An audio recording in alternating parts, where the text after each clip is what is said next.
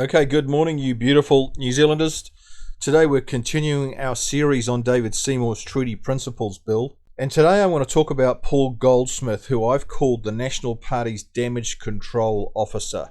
And I'll tell you why I've called him that in a minute. So Luxon and damage control, there can be no doubt that after Luxon's disastrous press conference on Monday, the 11th of November, Goldsmith was called in for damage control.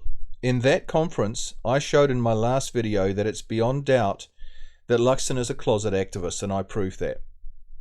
It emerged that the reason Luxon does not support David Seymour's Treaty Principles Bill is that he is a supporter of the Maori activists' cause.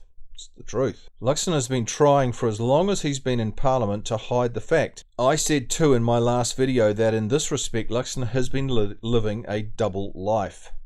On the one hand, he's gung-ho on building a big economy, cracking down on law and order, and touting what he calls improving outcomes for all New Zealanders. Prior to his election, he was silent on the elephant in the room, which was the treaty, race relations, and the growing disgust of Kiwis at evidence all around them of the emergence of a two-tier society, that is apartheid, racism, and separatism. We fought this stuff in the 1970s and 80s. We fought against apartheid as a country in South Africa, and now we're the biggest proponents of it. It's hard to believe it's coming true, but this is what Kiwis are pissed off about. Well, his silence on these issues was a huge red flag to me at the time. This is prior to the election, indicating that he was coming into politics with hidden ideological agendas, the same as Ardern. The fact that he had Maorified Air New Zealand and met weekly with a so-called, quote, Maori advisor prior to entering politics added fuel to my anxieties about Luxon, truly. The Prime Minister's press conference on Monday verified my suspicions, providing solid proof. Luxon on Monday let his guard drop and his facade was exposed, really for the first time, I guess. So Luxon, as it were, had just come out with what his ideological agendas really are.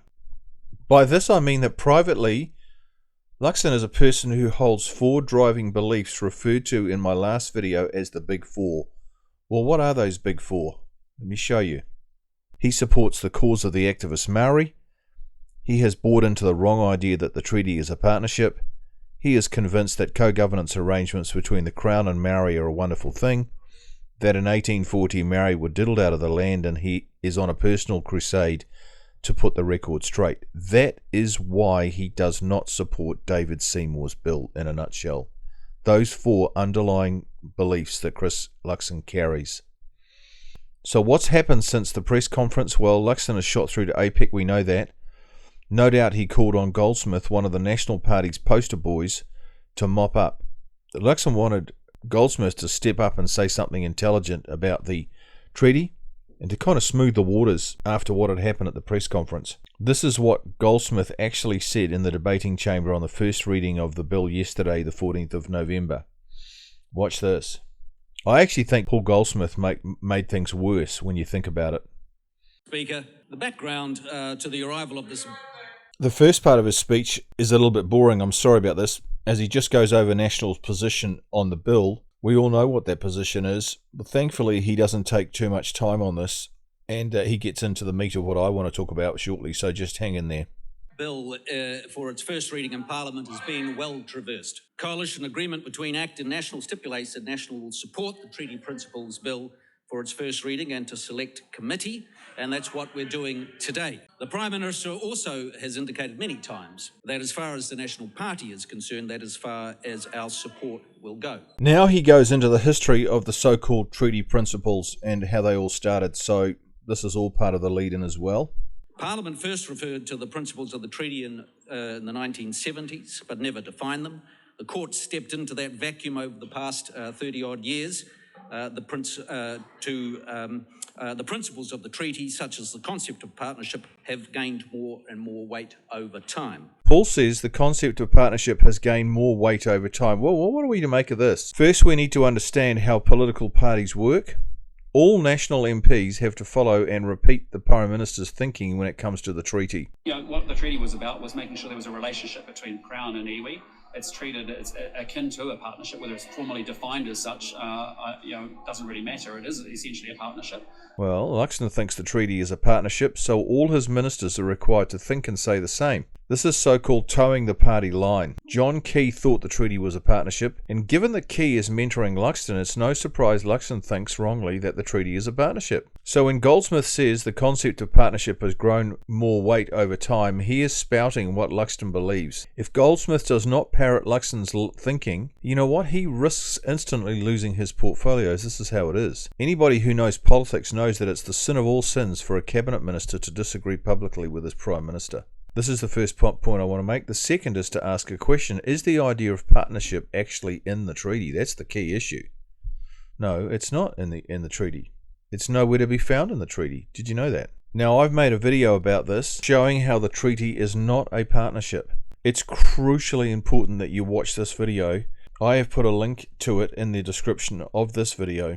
So why am I stopping Goldsmith at this point? The whole treaty understanding of Luxon is built on a lie, and he is leading all of New Zealand into that lie. And we all know that anything built on a lie will not stand. Remember the parable of the two houses, one built on sand, that's lies, and the other built on truth, rock? It's a famous parable. Anything built on lies will end badly. Luxon is building our country on sand. So what's happening here is Goldsmith is covering for his Prime Minister by perpetuating a lie. Goldsmith in his speech in Parliament is having to tell a lie to cover a lie. And the public are being innocently swept into this all because Luxon believes it. Really?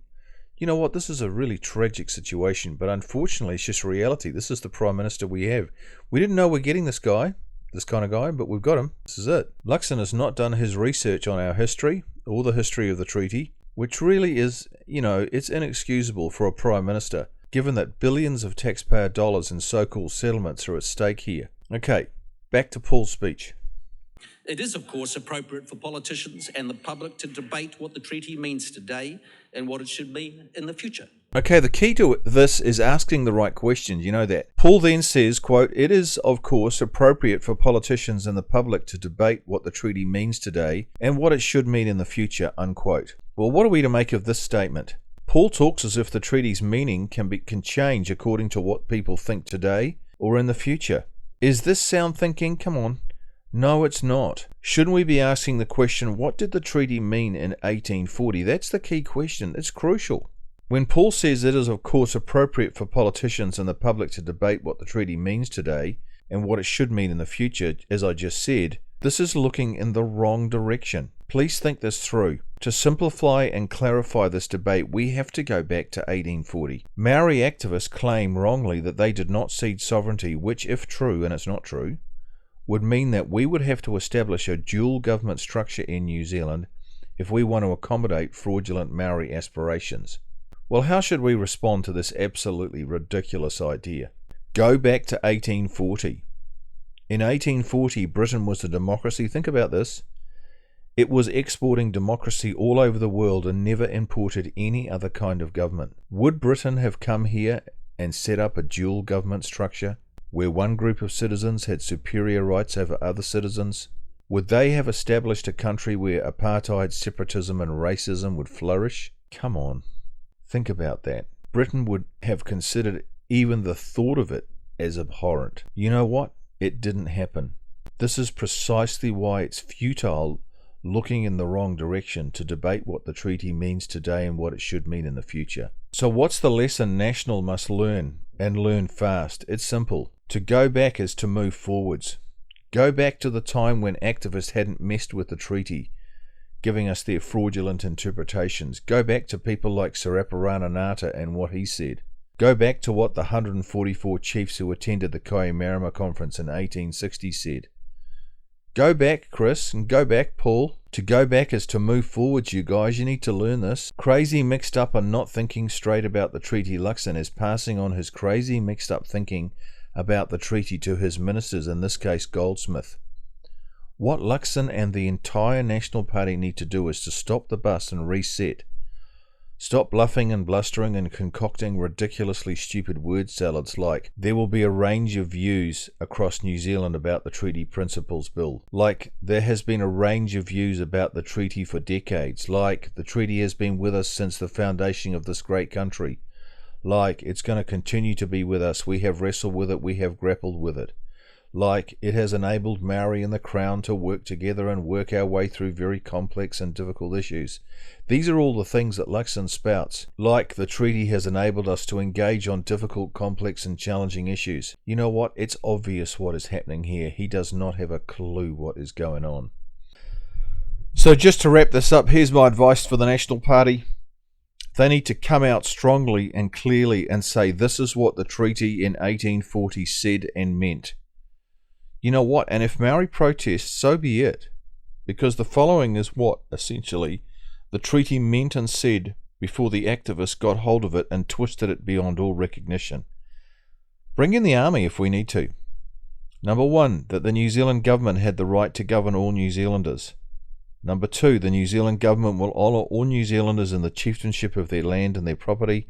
And number 3, that all New Zealanders are equal under the law with the same rights and duties. That actually is absolutely faithful to the original meaning and intent of the treaty. It's not complicated. Now, where have I heard that before? You know what? This whole thing with the treaty and the Maori activists and the way we're going as a country, it's like a boil. It's actually Chris Luxon who is causing the racial division and disharmony in New Zealand. I wonder how many people have actually noticed that. Well, how's that? How is he doing this? Well, it's the Big Four. He ought to be fully behind David Seymour's bill, but he's not, because he's carrying these beliefs, these privately held beliefs, which I've been through in this video. You know what? Seymour and Luxon together, they could reset the hard drive of New Zealand in an instant. They could really sort this country out after 50 years of turmoil. Sure, Maori would kick up a hell of a fuss, but so what? If you do the right thing, you're doing the right thing. Doesn't matter what the consequences are. Someone has to do it sometime. The problems we now have between activist Maori and the rest of New Zealand, you know what? It's not going away. It's like a boil, festering and getting bigger by the day. Look what happened in Parliament yesterday. See, things have progressed hugely in Parliament with the behaviour of the Maori Party and other people in there. It's becoming like a school classroom for the naughty kids. And it's getting worse. Opposed.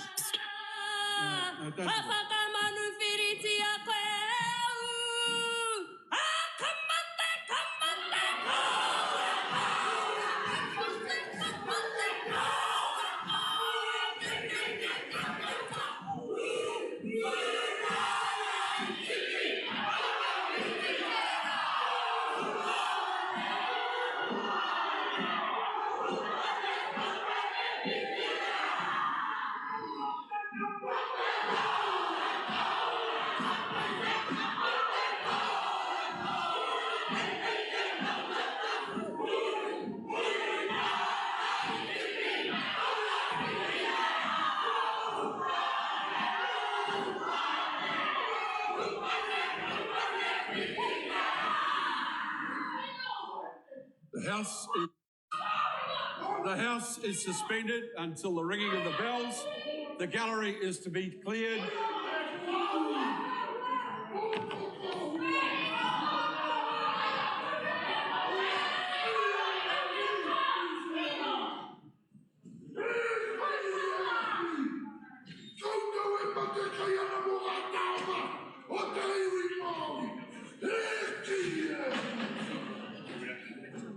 The longer it goes on, the bigger the boil is going to get. You know that. And the more painful it's going to be when it's finally lanced. It's the way it is. So how should we finish this? Well, you know what? Let's talk about honouring the treaty, which is the big thing that all the activists go on about all the time. So let's talk about that.